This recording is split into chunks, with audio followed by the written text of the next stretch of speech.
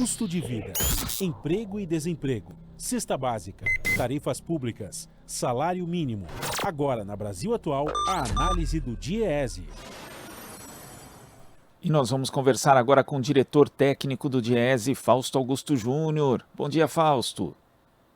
Bom dia, Glauco. Bom dia a todos. Fausto, o site Poder 360 divulgou um calendário interno do governo no qual ele planeja vender as ações da Eletrobras no dia 13 de junho deste ano. E antes disso, o governo ainda precisa protocolar na Comissão de Valores Mobiliários o pedido de registro da oferta pública global, e isso está previsto para acontecer já nessa semana, dia 26 de maio, a próxima quarta-feira. Confirmado esse calendário, Fausto, fica evidente a pressa do governo em um tema seríssimo, e você já mencionou isso aqui, que não deveria ser tratado dessa forma? Não há a menor dúvida, Glauco. Nós estamos vendo aí o governo tentando passar a boiada no final do mandato. Estamos falando aí da venda de uma empresa estratégica, uma das maiores empresas de energia do mundo, uma empresa que de alguma forma controla todo o sistema elétrico, seja porque partes da produção são importantes, partes da produção estão na mão da Eletrobras, seja porque todo o sistema de transmissão está na mão da Eletrobras. Estamos fazendo uma discussão aqui da questão de soberania nacional. O debate sobre a venda da Eletrobras, ele transcende a discussão sobre simplesmente uma privatização de uma empresa menor, uma empresa aqui ou uma empresa acolá. Nós estamos falando de todo um sistema que, de alguma forma, vai interferir diretamente na vida de todos os brasileiros. É importante lembrar também que o sistema Eletrobras, ele é detentor de boa parte das outorgas das águas pluviais no Brasil. Ou seja, nós estamos falando que as nossas reservas hídricas, de alguma forma, também estão por dentro deste debate. Esse debate não foi feito com a sociedade brasileira, esse debate não foi feito com o conjunto dos interessados, e aí em especial com os consumidores.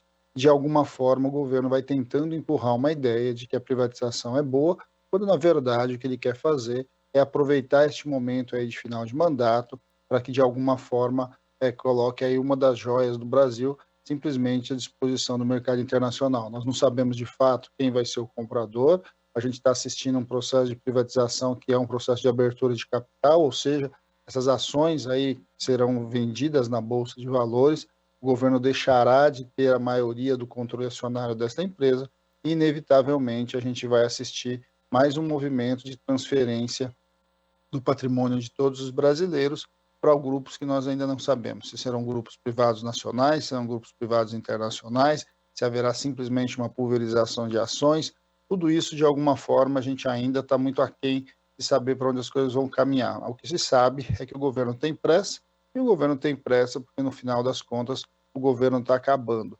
De alguma forma, o governo Bolsonaro tenta empurrar uma discussão que provavelmente vai ser tema do processo eleitoral e que, no mínimo, a gente deveria aguardar as eleições para que os brasileiros se posicionassem. Afinal de contas, o debate sobre privatização deve ser central aí na discussão das eleições deste ano. E existe ainda nessa proposta uma série dos chamados jabutis, Fausto, porque são pontos que ainda não se sabe o que vai acontecer se for efetivada a privatização. Por exemplo, aqueles relacionados à criação da empresa estatal que vai ficar com a parte da Eletrobras não privatizada, a eletronuclear, até porque é proibido, né? A questão da energia nuclear trata-se do monopólio da União, e também a Itaipu Binacional, que envolve um acordo entre os governos do Brasil e Paraguai. Então, esses são pontos que ainda também não estão transparentes nessa proposta de privatização da Eletrobras, Fausto? Bem, não são só esses, né, Glauco? A gente está assistindo aí um processo acelerado de privatização em que questões de estratégia e questões de monopólio estão sendo colocadas. Vamos lembrar, Itaipu é uma das maiores empresas geradoras de energia elétrica do mundo. A eletronuclear é uma empresa que, de alguma forma, detém um conhecimento bastante importante, né, de fato, do controle aí da energia nuclear no nosso país. De alguma forma, a gente tem dilemas bastante grandes quando a gente está falando de uma empresa que, de certo modo, ela organiza todo o sistema elétrico. O Brasil é um país muito grande, o Brasil é um país continental, o Brasil produz energia elétrica espalhada por esse seu território de diversas formas e integra por meio do sistema Eletrobras. Quando você fala na venda desse ativo, nós estamos falando simplesmente em colocar na mão de sabe lá qual grupo e sabe lá com que igual grau de governança, de alguma forma, todo esse sistema. Quando a gente está olhando para tudo isso, a gente vai vendo como que desfaz, e de fato o governo não tem política, o que é o pior de tudo, né? Ou seja, o Brasil vai perdendo a sua empresa que de alguma forma articulava todas as suas políticas de energia elétrica, todas as políticas de provimento de energia. É importante lembrar também, né, Glauco, que é o sistema Eletrobras que de alguma forma ele equilibra tudo isso, integra o sistema, retira energia de um lado, leva energia para o outro, e que de alguma forma tudo isso pode estar em risco. É bastante importante lembrar, e eu sempre insisto nisso, que o sistema Eletrobras é o sistema também de toda a transmissão. O que é a transmissão? A energia é gerada num ponto e precisa chegar ao ponto consumidor. Esse tráfego de energia elétrica todo é feito por dentro do sistema Eletrobras, e que de alguma forma a gente, de certo, não saberá muito bem para onde isso caminhar, a depender aí de quem acabe ganhando o processo de privatização ou comprando a maioria das ações. Há limitações ali no número de ações a ser comprado, muito provavelmente você vai ter ali uma construção de um novo conselho de acionistas e indicação de um novo gestor. Tudo isso, de certo modo, está aquém das necessidades da gente entender o que significa o sistema elétrico, que seria fundamental que ele continuasse na mão do Estado brasileiro. Não é uma questão simplesmente de venda, de lucro ou prejuízo. É, antes de mais nada, uma questão de além de ser... seguridade. Oi? Oi, Fausto, é que deu uma cortadinha aqui só nesse último. Você falou que é uma questão importante, é uma questão que se relaciona na prática com a própria soberania mesmo do país. Sim, é uma questão de segurança nacional, uma questão de soberania nacional e que, de alguma forma, esse debate precisa ser feito, Glauco, com todos os brasileiros. E, objetivamente, falando aí com os milhões de brasileiros, né, que estão nos ouvindo, de alguma forma, nós estamos falando também para o consumidor uma discussão sobre preço, né?